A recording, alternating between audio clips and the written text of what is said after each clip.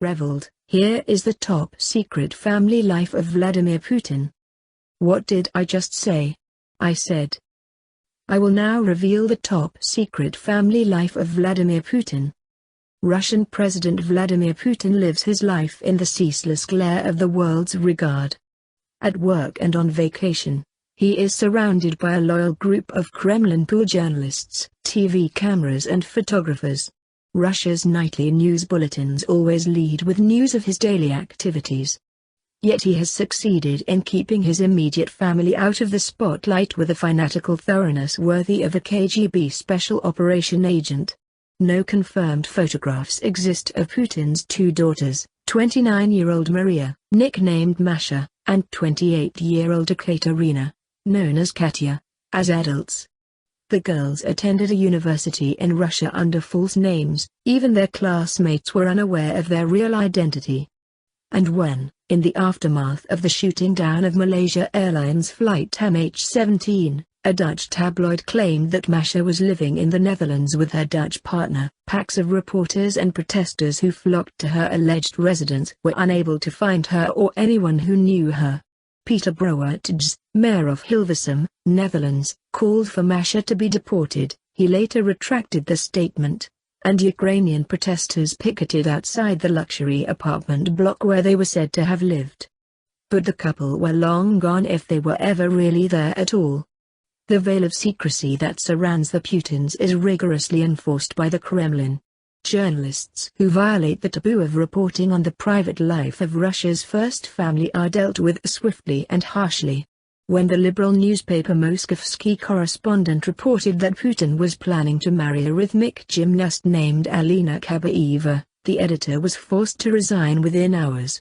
According to fired editor Grigory Nikhoroshev, the paper's proprietor, Evgeny Lebedeva, billionaire financier who owns the Evening Standard and the Independent in London, initially promised to stand by his journalists before receiving a call from a senior figure from the presidential administration.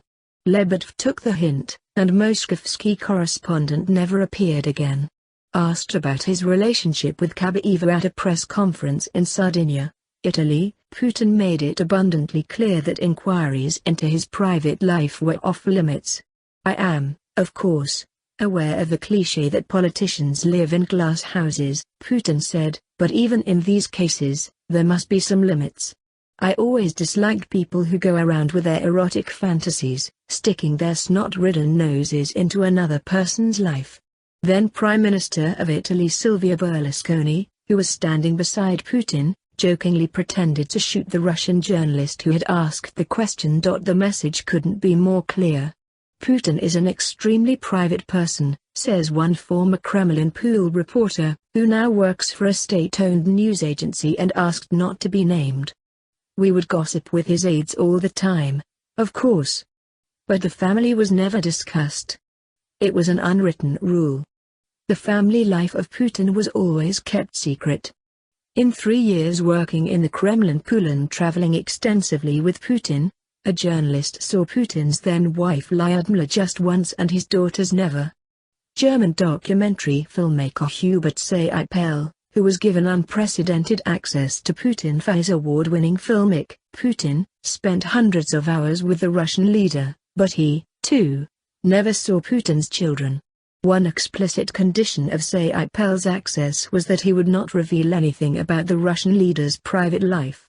He is very sensitive, and I promised him not to expose very much about his family, Seipel said after the film's premiere. Only the barest details of Putin's family life have been officially confirmed. He met his future wife, Lyudmila, an Aeroflot stewardess, through mutual friends in 1980. They went on a blind double date to a theater in 1980. She told an interviewer in 2000 that Putin was poorly dressed and very unprepossessing. I wouldn't have paid any attention to him on the street. But Putin persisted, and they married in 1983. Masha, born in Leningrad in April 1985, was named after Putin's mother. Katya was born in August 1986 in Dresden, Germany, where her father was on assignment for the KGB. Both girls attended the German-language Friedrich German International School when they moved back to Moscow in 1996, and they then went to St. Petersburg State University, where Masha studied biology and Katya majored in Asian studies. The girls have given only one interview, when their father was appointed acting president in 2000 after the ailing Boris Yeltsin resigned from his post in Putin's favor. The transcript, published in a collection of interviews with Putin, his family and friends called First Person, an astonishingly frank self-portrait by Russia's President Vladimir Putin, is a snapshot of the Putin family just as they entered the bubble of power and anonymity they have inhabited ever since. In the book, 14-year-old Katya complains that they have been taken out of school. Now teachers come to the family home to teach her. "We have guards when we go to the movies," Katya told journalists Natalia Javorkian, Natalia Tomakova, and Andrei Kolesnikov, who interviewed the family at their dacha. "There's a guy who sits there watching the movie, but I think he's guarding us at the same time," said Katya. "Usually, we don't even notice the bodyguards. Even when we go somewhere with our friends, they stay nearby, but they try not to get in the way. We've called them over to drink coffee with us 1,000 times, but they don't want to." Katya says she flipped out when I heard that Papa was going to become acting president. "When Mama told me this, I thought she was joking. Then I realized that she wouldn't joke about such a thing." Lyudmila says she cried for a whole day when she heard the news of her husband's appointment, because I realized that our private life was over. Already, the girls saw their father more often on television than at home. But he always goes in to see them, no matter what time he gets home, Lyudmila said. He really loves the girls a lot. Not all men treat their girls as lovingly as he does. And he spoils them. I'm the one who has to discipline them. The journalists asked if the girls could wrap Papa around their little fingers. "Nobody can wrap Papa around their little finger," was Lyudmila's reply. As for their career plans, Masha pronounces the English word management very seriously, and Katya says that she'd like to be a furniture designer, Lyudmila said. The girls enjoy skiing. Their favorite film at the time was The Matrix. They like nice clothes, and they are very slim. That was in 2000, the last public word Putin or his wife ever spoke about their children. In the 14 years since, the girls' lives have been enveloped in secrecy, broken very occasionally by unsubstantiated rumors. In 2002, the girls were reported to be holidaying in Sardinia with Berlusconi's daughter Barbara.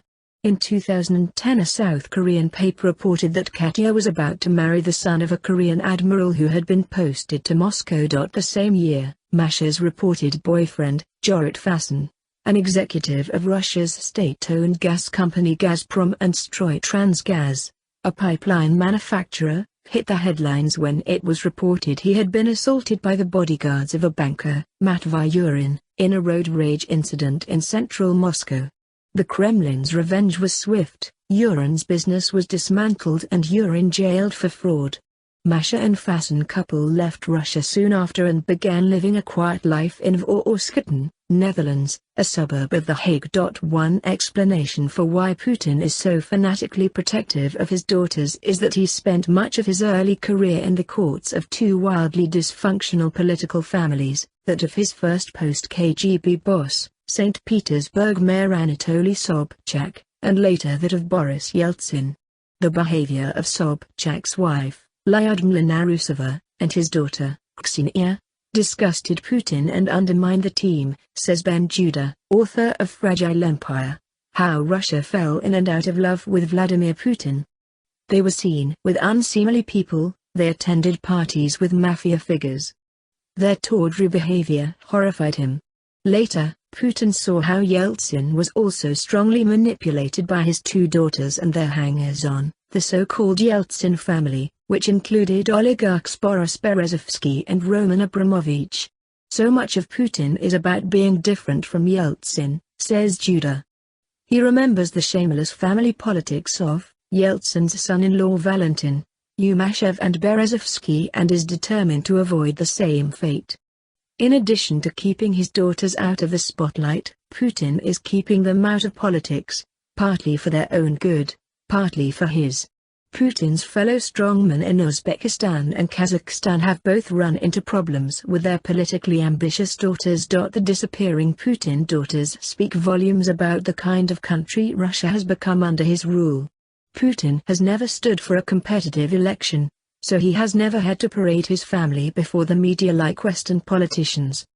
And since there's no political opposition, there is no one to call him out on the hypocrisy of championing family values while keeping his family deep in the shadows.